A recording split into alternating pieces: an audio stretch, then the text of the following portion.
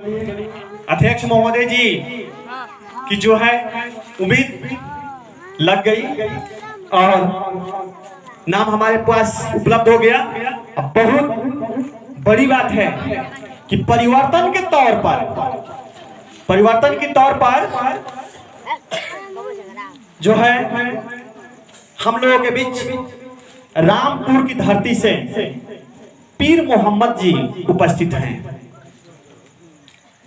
पीर मोहम्मद जी आप सादर आमंत्रित हैं और इतनी जोर से ताली यहाँ पर तो हम वो बात नहीं कहेंगे, लेकिन बहुत गर्व की बात है।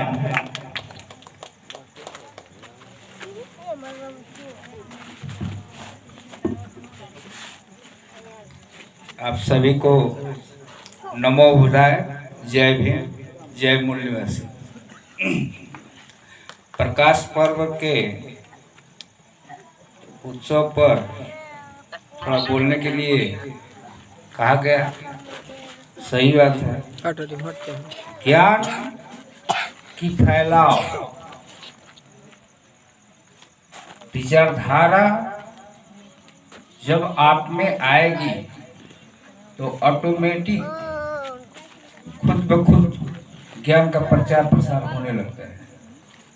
कहीं ना कहीं जब से देश आजाद हुआ है उसके बाद ही हमारे इतिहास को जो जमीन में गाड़ दिया गया था, आज़ादी के बाद यदि बाबा साहब नहीं आते तो शायद महामानव गौतम बुद्ध जी, सम्राट अशोक, ये जितनी हस्तियां हैं जो समता की बात की थी और समता की बात करके आगे बढ़ने की बात की थी, उसको सत्तासीन लोग विषमता फैला करके आज तक हम लोगों को उस दिशा में जाने नहीं दिया।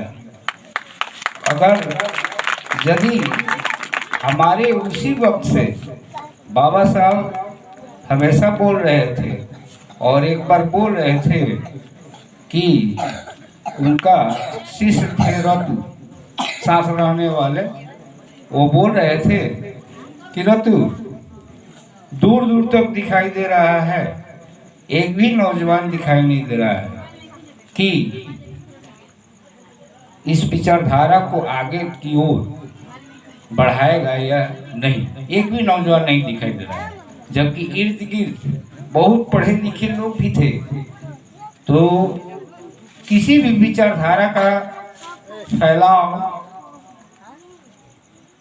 यदि आप सत्य निष्ठा के साथ नहीं करते हैं तो सीमित दायरे में रह करके सिमट जाएगा।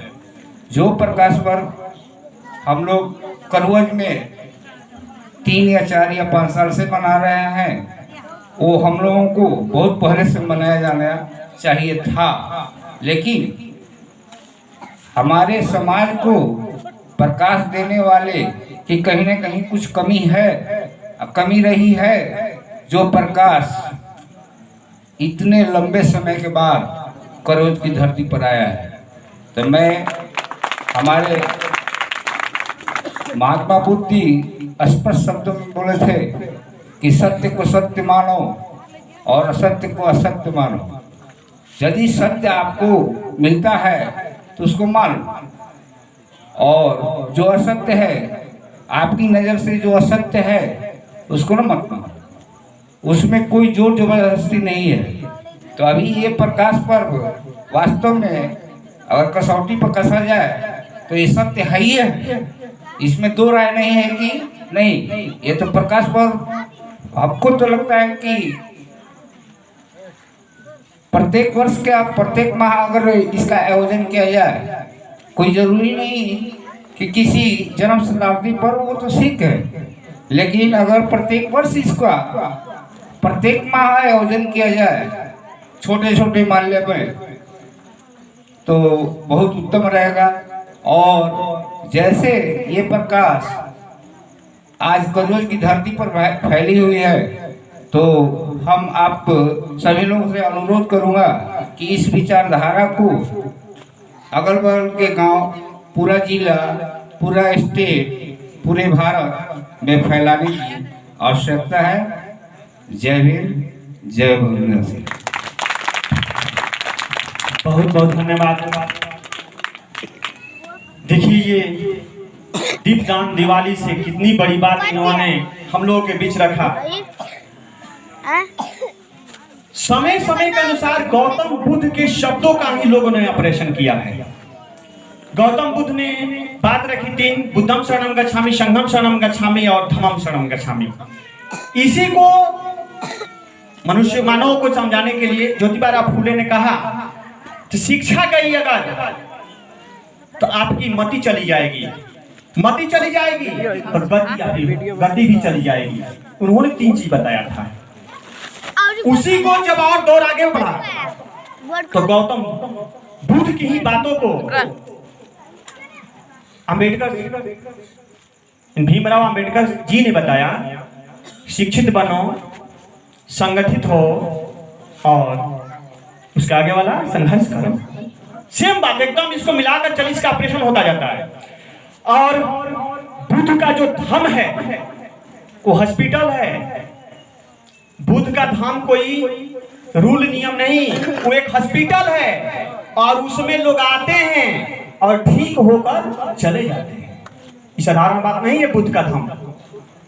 और पीर मोहम्मद साहब जी बोले, इनके विचारों को मैं 2 लाइनों में रखता हूं, अगर अच्छा लगे तो सूचित करेंगे आप लोग कि दिवाली में अली मिले, बुद्ध मिले रमजान। रमजान भी एक बहुत महान महीना होता है मुस्लिम लोगों का। दिवाली में अली मिले, बुद्ध मिले रमजान। ऐसा होना चाहिए मेरा भारत महान, मेरा भारत महान। जो इनकी बात थी कि हर चीज को जो है ज्ञान की शाखा पर रखी जाए। फिर अध्यक्ष महोदय जी के रिक्वेस्ट पर जो है फिर आप ही लोगों में से आगे जो नाम आया है, नोखपुर की धरती से माननीय कुमुद रंजन जी, कुमुद रंजन जी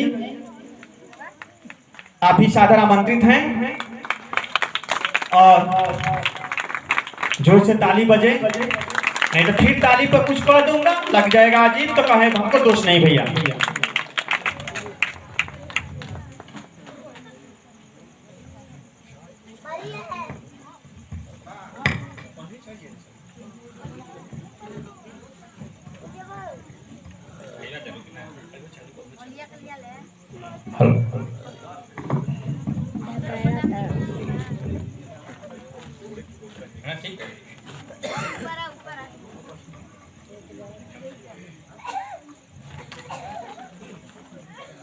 करुणा के सागर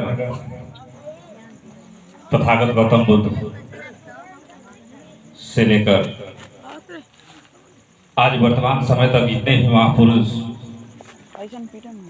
इस जम्बू द्वीप पर अपने ज्ञान के आभा को बिखेर कर गए हैं, उन सभी को याद करते हुए इस आज करवल गांव के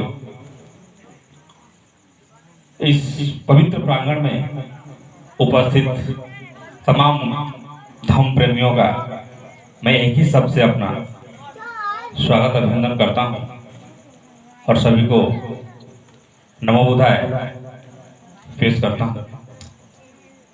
आज बड़ी खुशी की बात है कि हम इस ठंड भरी रात में प्रकाश उत्सव मनाने के उद्देश्य से इकट्ठा हुए।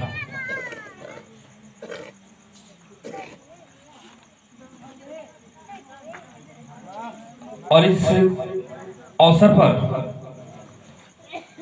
बातें बहुत सारी कही जा सकती हैं कि हम कोई भी कार्यक्रम करते हैं तो उसका उद्देश्य होता है। और हम लोग इलेक्शन ड्यूटी में थे, भागे भागे वहां से आए हैं। क्योंकि इनविटेशन था तो कहा कि नहीं, इनविटेशन मिला है तो चलना चाहिए। तो हमने कहा कि अभी यहाँ बैठे बैठे कुछ देर पहले ही हम लोग पहुंचे हैं, तो सुनने को मिला कि इस पर्व का मुख्य उद्देश्य ज्ञान का प्रसार करना है और यही होना चाहिए। हमारे महापुरुषों ने जो हमको ज्ञान दिया है वो हमसे दूर हो चुका है, उसे हम थोड़े थोड़े प्रयास करके, जिसका जितना भी प्रयास हो उस प्रयास से हम अपने समाज में उसको बिखेरने का कार्य करें। ये संकल्प लें आज, तब हमारा प्रकाश उत्सव होगा। हम सब प्रयास करें और सिर्फ ज्ञान के लिए। और ज्ञान कैसा है? तथागत ने ही कहा था अबो दीपो भव, कि हमें अपना दीपक स्वयं बनना है। क्या सही है, क्या गलत है, इसकी पहचान हमको करनी है। जितनी भी किताबें हमको मिलेगी जरूरी नहीं है कि वो सही हो। समय के साथ बहुत कुछ बदलाव हो जाता है, तो हमको उस पर ध्यान देना है। और जहां तक मेरी आवाज जा रही होगी, यहाँ जो भी आए हैं वो तो हम प्रेमी हैं, उनका शायद दिवाली से कहीं दूर दूर का नाता नहीं है।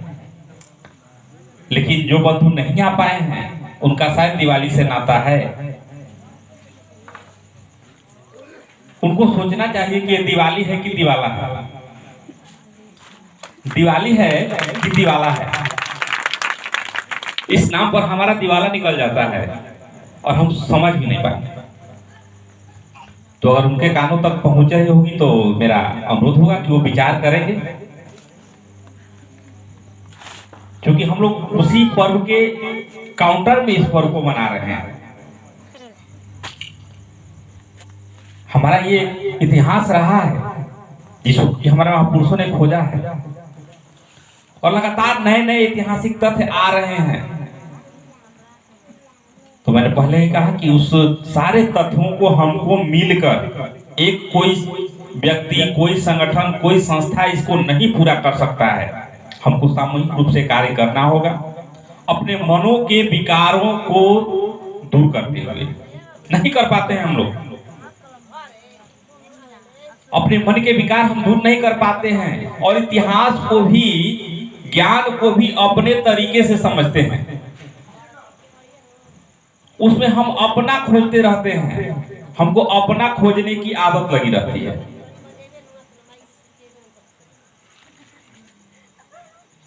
बुरा नहीं मानेंगे दोस्तों, अभी 2 दिन पहले ही हम इस गांव में आए थे, तो मैंने कहा था कि हमको अक्सर, क्योंकि मेरा ये जीवन जो है, जागृति का जो जीवन है, हम भी लगातार समाज में घूमने का काम इधर कर रहे हैं, और जहां भी समाज खोजता है पहुंच जाते हैं, कोशिश करते हैं पहुंचने की।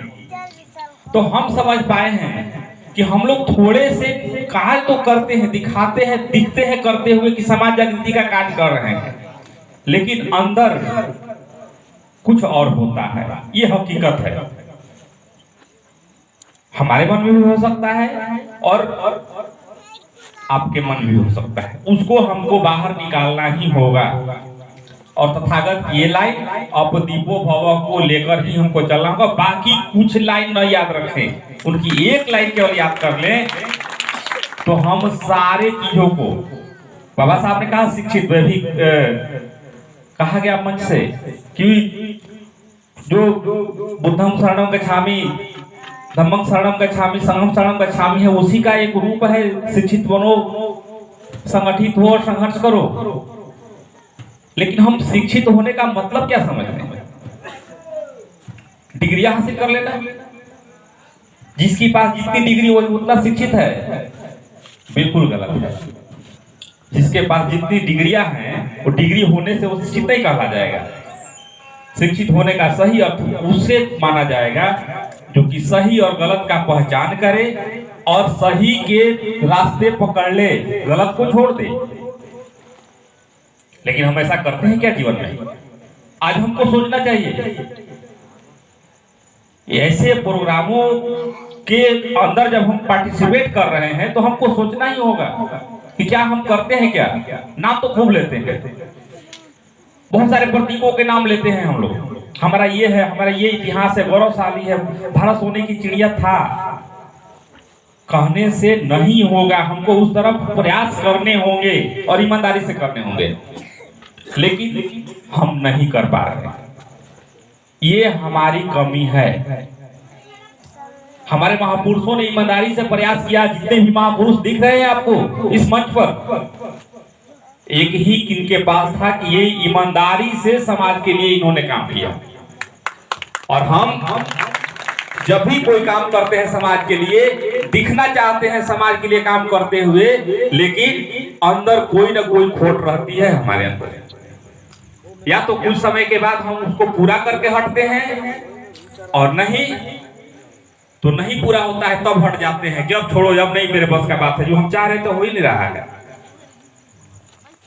भौतिक इच्छाओं के चंगुल में हम फंसते जाते हैं। तो इससे हमको दूर निकलना चाहिए। प्रकाश का पर्व है, ज्ञान का पर्व है, बातें बहुत सारी हैं, और चूंकि थके मांदे हम लोग भी आए हैं तो ज्यादा बातें थोड़ी सी दिमाग से इधर उधर भी हो रही है। मैं इसी चंद संदेश के साथ आगे भी आप लोगों से मुलाकात होगी। हम लोग जागृत समाज को जागृत करें, समाज को एकजुट करें, और समाज में आज वर्तमान समय में इस बात के साथ मैं अपना वक्तव्य समाप्त करूंगा कि जागृति तभी संभव है, या समाज एक स्वस्थ समाज तभी हम बना सकते हैं जब बाबा साहब की एक छोटी सी लिखी हुई किताब को हम अपने अंदर अपना लें। और ईमानदारी से आप लोग इस बात को सोचिएगा, बताने की आवश्यकता नहीं है कि हम मानते हैं, नहीं कहना नहीं है किसी से, स्वयं से मान लेना है। बाबा साहब ने एक छोटी सी किताब लिखी है, एनिहिलेशन ऑफ कास्ट, जाति का विनाश। क्या हम इस चीज को ईमानदारी से स्वीकार करते हैं? नहीं करते हैं।